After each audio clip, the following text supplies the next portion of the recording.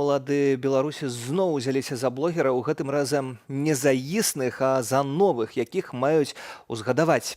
Прадстаўнікі Міністэрства адукацыі і Менскага гарвыканкаму плануюць стварыць у школах медыяцэнтры. Чыноўнікі называюць гэта, цытата, абавязковым кампанентам выхаваўчай прасторы нароўні з вайскова-патрыятычным складнікам. Смотри, какой огромный холодильник. А сколько тут разного сыра?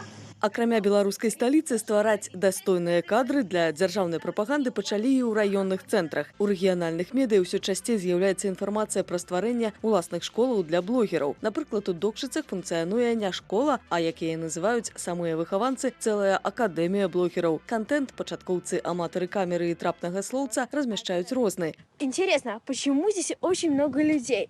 Давайте подойдем и спросим. Некаторыя ацэньвалі працу новага ціру, але не атрымоўваецца і без палітыкі. Іншых школьнікаў адправілі запісваць агітацыйныя відэапытанні перад выбарамі. Маладым блогерам абяцаюць падтрыманне экспертаў і запрошаных журналістаў. Магчыма, прапаганда заразная, бо некаторыя пачынальнікі ўжо мараць працаваць на тэлебачанні і ў тэлеграм-канале «Пул Первого».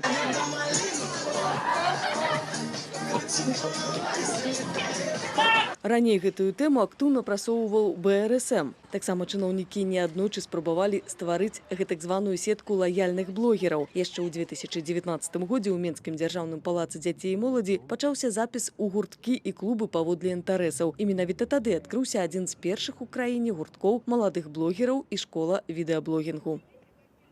А ўжо цяпер з намі на відэасувязі блогер з рэальнай Беларусі Артём Шапараў. Вітаю, Артём. Вітаю. Мы неяк ужо ў гэтай студыі абмяркоўвалі, калі толькі ўсё пачыналася, але, як бачым, гэта паўзучая інфекцыя распаўзаецца па ўсёй Беларусі. У вас не ўзнікла мара працаваць у «Пуле Первого»? Нет, к счастью, нет. Но вы поймите, что блогер, чтобы стать блогером в том понимании, в котором мы привыкли понимать блогеров, это не режимный человек.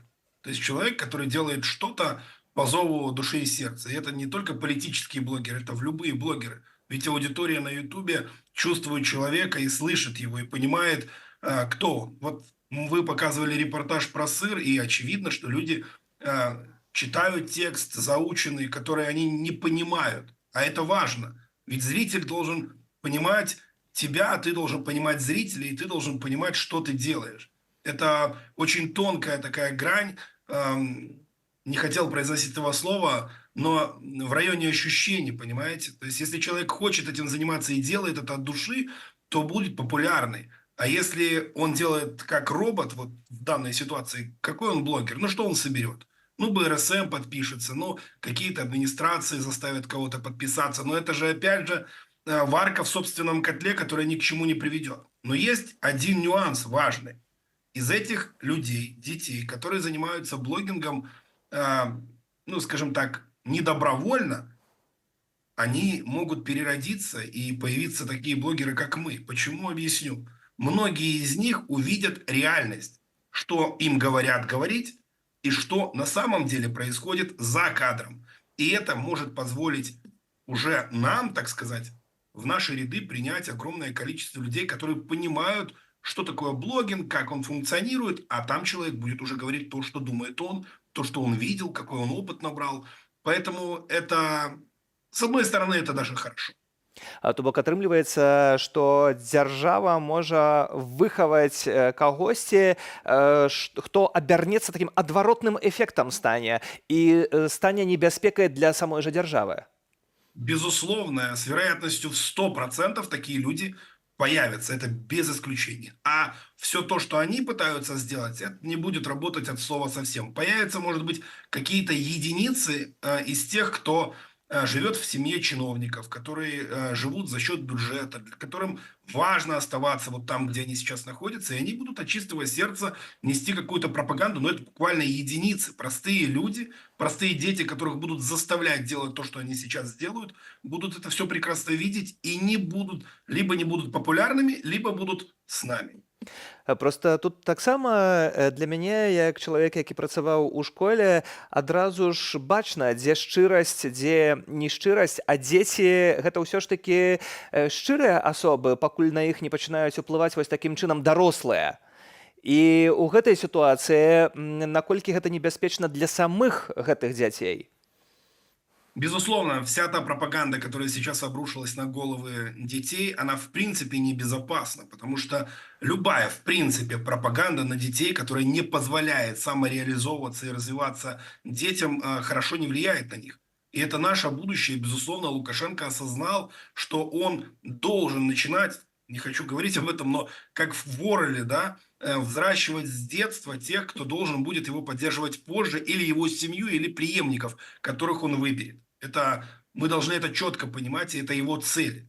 И это наша огромная, самая большая проблема на сегодняшний день, что они взялись плотно за детей Беларуси. Ведь поймите, что революция была там 3,5 года назад, и эти дети могли быть в 4 классе, сейчас они будут вот-вот после 9 выпускниками, и еще через несколько лет они станут уже, в принципе, учащимися училищ каких-то, да, и получать какие-то профессии, и еще через год буквально они станут избирателями.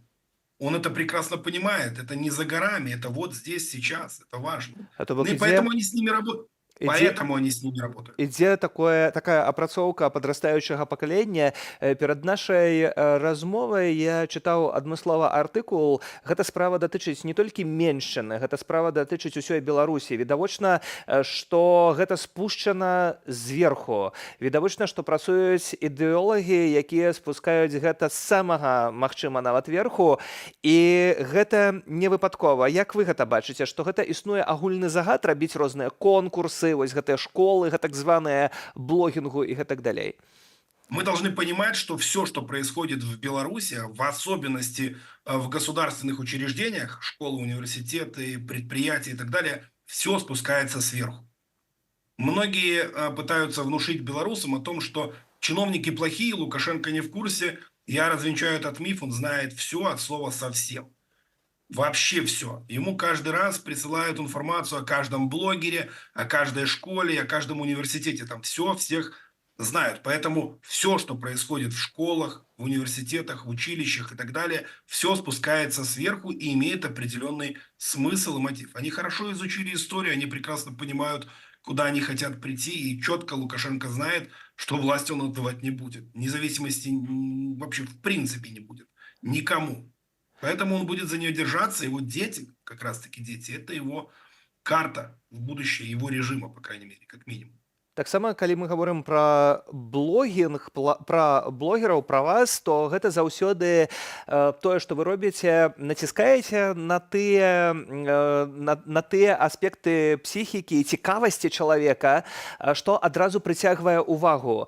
Вось калі я гляджу, напрыклад, за пулам первага, узгаданым на пачатку нашай размовы, то там таксама гэта па сутнасці такі блогінг. Калі сёння Лукашенка з'явіўся са шпіцом на літоўскай мяжы, то усе пра гэта пачалі казаць. Ці гэта не адмыслова робіцца, вось цяганне гэтага шпіца, каб толькі пра яго і казалі, адцягванне ўвагі ад сур'ёзных рэчаў? Я не исключаю в принципе, но хотел бы сказать по поводу блогинга. У нас нет другой возможности рассказывать информацию массово, поэтому мы вынуждены иногда притягивать внимание какими-либо другими средствами. Да? Какие имеем, такие и имеем. Что касается Лукашенко, ну знаете, он себя в Беларуси чувствует царем. И его собака – это что-то, ну, что-то, наверное, другое, даже не пропаганда. Знаете, когда собака по столу лазила и ела с тарелок тех, кто сидит, высших должностных лиц Беларуси, то, ну, вряд ли это, можно сказать, хайп и пропаганда. Это просто грязь.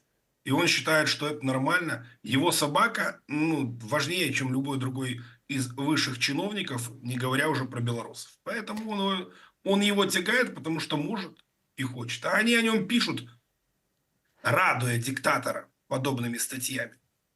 Артём, яшчэ адно пытанне. Як гэтаму, маю на ўвазе, дзяцей, якіх цягнуць у гэты псеўдаблогінг, супрацьстаяць? Што вы, як блогеры, можаце зрабіць тут? Ну, первое, это нужно, чтобы в наших рядах появлялись те люди, которые будут рассказывать те вещи и то произошедшее, что будет интересно этому поколению, это во-первых. А во-вторых, мы должны показывать и объяснять, что это не круто. Ну, то есть не круто зачитать текст, который тебе написал какой-либо пропагандист, потому что это не твои слова, а все, что ты говоришь не своими словами, но как минимум зашквар, да, эти ихними словами. Вот, это первое, что мы можем сделать. Первое и важное. Мы должны быть сильнее в медийной сфере, чем они. Мы должны быть быстрее, чем они, и честнее. Это важно. То есть вот мы будем лучше их, и обязательно люди это заметят. Родители заметят, расскажут своим детям. Родители посмотрят, чем дети занимаются. Вот у нас посмотрят наш репортаж сейчас, посмотрят, чем занимаются их дети, и подумают, что нет, нам не нужно, моему ребенку это не нужно. И все. Шчырасць і праўда гэта галоўныя рысы гэтага ўсяго, што павінна быць, і тое, што трымае гэта пры сапраўдных блогерах. Дзякую за гэтую размову. Артём Шапараў, блогер Рэальная Беларусь на відэасувязі.